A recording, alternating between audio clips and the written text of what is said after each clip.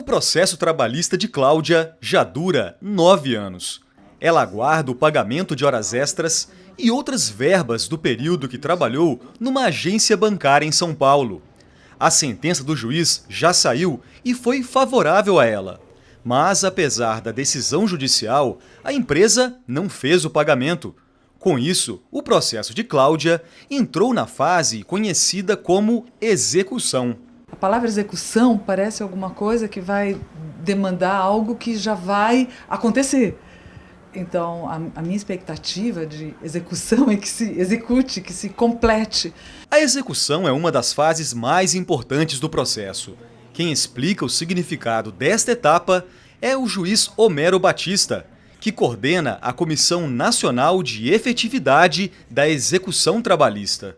A palavra execução é no sentido de concretizar, é tornar efetivo aquilo que foi autorizado na primeira fase.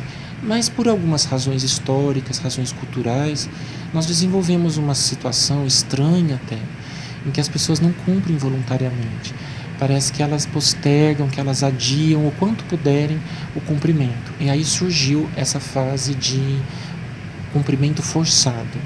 Execução é o cumprimento forçado da decisão. A primeira parte da execução é a liquidação, trabalho que é feito por um calculista como Henry. Bem, normalmente é a fase em que se pega a sentença e se apura um valor a ser pago. Calculados e atualizados os valores da condenação, é proferida uma nova sentença, a chamada sentença de liquidação. Depois disso, o juiz expede um mandado para que o oficial de justiça intime a parte condenada a pagar a dívida trabalhista. São 2 dias de prazo para que seja feito o depósito em dinheiro ou para que sejam oferecidos bens para penhora.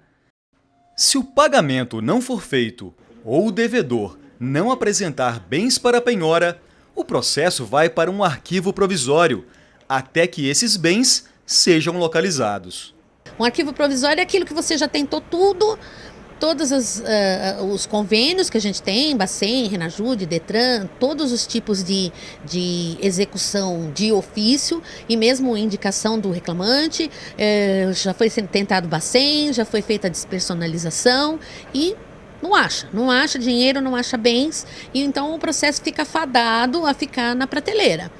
Atualmente, essa fase do processo é considerada um dos grandes gargalos da justiça brasileira.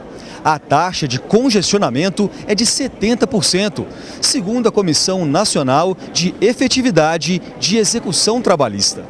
Os motivos são vários, não é só um problema do processo.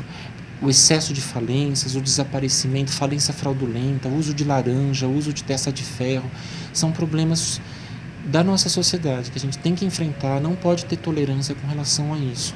Expedientes que são utilizados para fraudar a Receita Federal, para fraudar os credores, frauda também os trabalhadores, prejudica os trabalhadores. Na fase de execução, ainda ela tem muito que ser melhorada.